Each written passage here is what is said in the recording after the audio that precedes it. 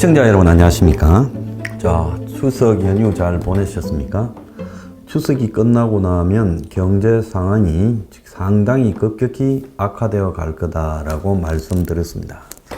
그래서 이런 경제 위기, 곧 금융 위기를 동반할 건데요. 이 위기 속에서 우리가 버텨 나가는 지혜가요, 저는 서포 15조와 5+3 정책이라고 생각합니다. 자, 이 정책은요, 평상적인 시기, 즉 경제 금융 위기가 없고 여야 양당이 그래도 최소 수준의 합리적인 이 민생을 위한 정치를 한다면요, 설 자리가 없는 내용들입니다. 그래서 국가가 최소한의 상식적으로라도 국민을 위한다라는 소명의식에 국가 운영이 된다면 우리 혁명 21이나 서포 15조 5+3이 설 자리가 없고 굳이 창당될 필요도 없었죠. 제가 대재앙 시대의 생존 전략이라고 말하면서 서포 15조를 쓸 때 그 책에 제가 분명히 해두지 않았습니까? 코로나 같은 자연 대재해가 일어날 거고 또 더 나아가서 대공황적 위기가 일어날 거고 그리고 포퓰리즘이 세계의 이 정치를 뒤흔들게 될 거다. 그래서 세계 정치가 점점 대중선동적인 포퓰리즘으로 휘말려 갈 때 우리는 그것이 소모적이고 낭비적인 포퓰리즘이 아니라 이 문자 뜻 그대로의 대중을 위한 정치를 하는 서민 포퓰리즘으로서 미리 대비를 해가야 된다. 이게 다 이 미래의 세상에 대해서 나름 예측을 하고 쓴 내용입니다. 그래서 이 코로나 대재앙이 계속 번져갈 거다. 올해 겨울에도 또 코로나가 지금 수습되지 않고 미국에도 지금 번져가서 겨울이 걱정된다 이야기가 나오고 있고 이런 질병적 재앙이 계속 심화될 거예요. 그리고 더 나아가서 지금 경제 위기, 금융 위기가 전 세계로 번져가고 있고 또 여기에 대해서 지금 반작용으로 포퓰리즘 정치가 전 세계를 뒤흔들고 있어요. 자, 그래서 과거의 신자유주의나 세계화가 완전히 무너진 시대에서 이제 본격적으로 경제 위기가 시작되면 어떤 세상이 열리는가? 그것은요, 미국의 대공황 시대와 비슷한 세상이 된다라고 보면 될 겁니다. 일본의 1990년대 초반에 이 버블 붕괴의 시기, 또 우리가 IMF 때 겪었던 97년의 시기, 그리고 지금 미국의 2008년, 그리고 중국의 지금 현재 벌어지고 있는 일 등을 감안하면 이런 경제적 이 위기가 금융위기로 연결되면서 필연적으로 경제 대공황적 상황을 연출하는데 경제가 과거보다 전 세계가 긴밀히 연결되어 있고 또 경제가 굉장히 투기 금융을 중심으로 파생적으로 이 커넥트 연결되어 있기 때문에 그런 위기의 파장 또한 훨씬 클 거라고 봅니다. 이런 경제 위기가 이제 생겼을 때 프랭클린 루스벨트 미국 대통령은 그야말로 뉴딜이라는 정책으로 경제 위기를 지연시키고 파장을 축소시키기 위한 생존 전략을 구사했는데 제가 문재인 때부터 한국형 뉴딜이 필요하다라고 계속 말했어요. 그러니까 문재인이 어느 날 제 말을 따라가가지고 한국형 뉴딜이라는 황당한 지금 어디 가버렸는지 흔적도 없는 일에 160, 70조를 쓴다고 했죠. 자, 그건 정말 웃기는 부분이라고 생각을 하고요. 지금 한국에 본격적으로 경제 위기 상황이 닥치면 첫째는 일자리가 소멸돼 갈 겁니다. 자영업자들 다수가 붕괴될 겁니다. 그러면 소득이 줄어들고 또 소득이 줄어들었기 때문에 소비가 수요가 급격히 축소되고 투자도 줄어들 거고 수요가 없어지니 기업이 투자를 하겠습니까? 그 다음에 수출이나 무역도 급감을 할 거예요. 이건 대공황 때도 다 똑같은 일이 생겼습니다. 그러면 국민 다수가 실업자거나 소득이 거의 없을 겁니다. 그러면 정상적인 상황이라면 윤석열 말대로 민간이 고용 창출의 주체다라고 하겠지만은 이런 위기 상황이 왔을 때 최후의 고용의 주체는 누가 돼야 되냐? 그것은 국가가 고용의 주체가 돼야 된다는 거예요. 그래서 서포 15조의 5번째 항목에 제가 뭐라고 했습니까? 국가적 고용 창출이라는 말을 그래서 넣은 겁니다. 지금 제가 이런 말을 하면 무슨 놈의 사회주의 경제도 아니고 국가가 고용을 창출한다. 그럼 미국의 루스벨트 시대, 대공황 시대는 국가가 사회주의라서 고용을 창출했습니까? 그때 케인즈의 코치를 받아서 수정 자본주의라고 부르는 계획 경제를 굉장히 도입하지 않았습니까? 그래서 세계 최고의 자본주의 국가에서 계획 경제를 도입해서 수정 자본주의를 대공황 기간에 했죠. 국민들이 하루하루를 살아가려면 소득이 필요합니다. 대공황 시대를 다룬 영화들을 보면요. 빵 한 조각을 구하지 못해서 그야말로 이 구일소, 복지기관 앞에 긴 줄을 서고 식량 급식에 그냥 아주 하루 종일 줄을 서고 일자리를 찾습니다라고 목에 팻말을 걸고 있는 그런 비참한 모습을 볼 수 있었고, 농민이나 노동자들이 일자리를 찾아서 그냥 거리를 떠도는 모습, 그런 것들이 그 분노의 포도 존 스타인백 소설에 잘 나와 있죠. 그래서 국민 다수가 소득이 필요해 합니다. 소득이 있어야 최소한의 먹고 생활비로 쓸 수 있죠. 그런데 민간 기업이 이 소득의 창출 역할을 수행할 수가 없는 거예요. 왜?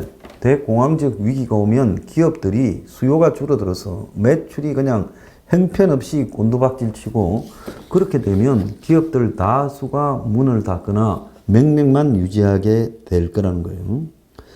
자, 집값이 폭락하고 건설 수요도 올스톱 될 거라고 보고 있습니다. 그러면 이럴 때 최후의 그야말로 이 소득을 제공할 수 있는 자가 국가다. 국가가 이런 소득 창출에 나서야 되고 임금 지급자가 돼야 된다는 겁니다. 그럼 국가가 어떤 부분에서 이런 소득 창출을 할 수 있는가? 그게 지금 노인들과 일자리 같은 거나 옛날에 치료사업 형식으로 하나만한 담배 꽁초 줍고 이런 일에요. 투입해봤자 이것은 그야말로 진정한 소득 창출 그리고 GDP 향상과 관계가 없는 겁니다. 국가가 원가 주택을 짓는데 지금 굉장히 많은 국민들을 노동 현장에 투입해야지요. 건설 현장에요.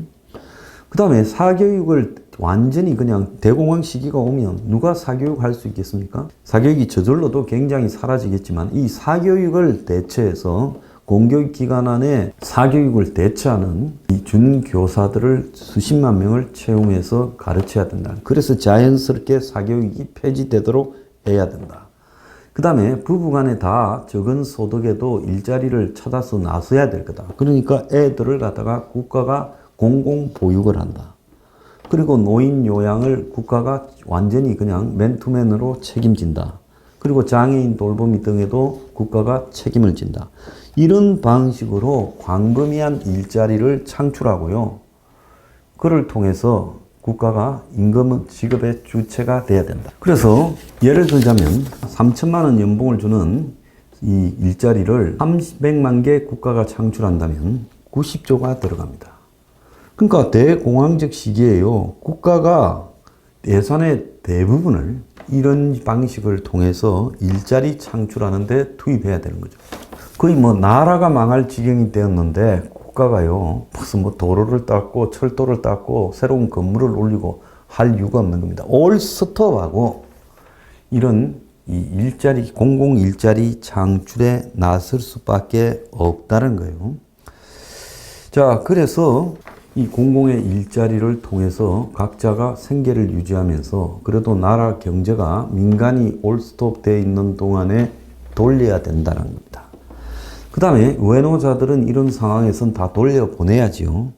그리고 플랫폼 같은 것들은 다 이렇게 못하게 금지하고 AI도 금지하면서 플랫폼이 해오던 이 유통의 일 등을 갖다가 전부 개별적인 자영업자들이 할 수 있도록 지원을 해줘야 된다고 생각합니다.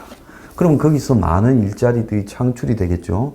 마트 같은 데도 자율 계산기를 없애고 전부 캐셔들이 일하도록 하고, 또 더 나아가서 가게에서도 키오스크를 없애고 사람이 전부 계산하도록 하고, 그런데 고용이 창출될 때마다 국가가 보조금을 지불하도록 해야 된다라고 보고 있습니다. 자, 그래서 결국은요, 이런 방식들을 통해 가지고 경제를 굴려나가면서 그 속에서 경제가 다시 서서히 살아나도록 해야 된다는 겁니다. 그래서 최악의 위기의 시대를 대비한 경제학이 서포 15조고 5 플러스 3이라는 거죠. 자, 그래서 여기에 미리 제가 이 불료 불급한 인프라나 각종 토목 건설 투자를 올 스톱한다. 그래서 일자리 해산을 창출해 국가가 총력 매진을 한다. 그리고 지자체의 낭비적인 행사나 이 모든 것들을 다 스톱하고 또 부패를 줄이고 그래서 예산을 최소한 전략해서 전략된 예산을 대부분 일자리 창출로 투입해야 된다는 겁니다. 지금 생각하면 황당해 보이지만 만약에 이런 생각들이 정리되어 있는 상황 속에서요. 우리가 위기를 맞았을 때 착착착착 계획대로 이런 것들을 하는 것과 아무도 이런 생각을 하지 않고 있다가 위기 때 뒤늦게서 대책을 강구하니 어쩌니 하는 부분에서 그 차이가 굉장히 클 수 있다는 겁니다. 그래서 이 대공황적 경제 위기가 오면 일단 국가 간의 무역도 급감하게 될 거고요. 더 나아가서 나라 안에서도 이 수요가 획기적으로 줄어들 수밖에 없다는 겁니다. 그래서 경제 규모가 점점 작아져 갈 거라는 거죠. 그리고 이제 어느 시점부터는 인플레가 사라지고 디플레이션 상황으로 가게 될 거라는 겁니다. 그래서 이 디플레이션이라는 것은 갈수록 경제 규모가 수요가 급감해서 줄어드는 것, 이 악순환으로 줄어드는 걸 의미하죠. 이럴 때 국가가 이 임금 창출의 주도자가 되어서 그래서 임금 창출을 통해서 각자가 받은 월급을 쓰도록 만들어서 거기서 수요를 창출해 가지고 결국은요 이 다들 월급을 받으면 그 돈을 쓸 거 아닙니까? 그래서 거기서 수요가 나타나면서 다시 경제가 되살아나도록 할 수밖에 없다는 거예요. 그래서 위기의 시대에 그 위기를 미리 대비한 자들은 빛이 날 수 있습니다.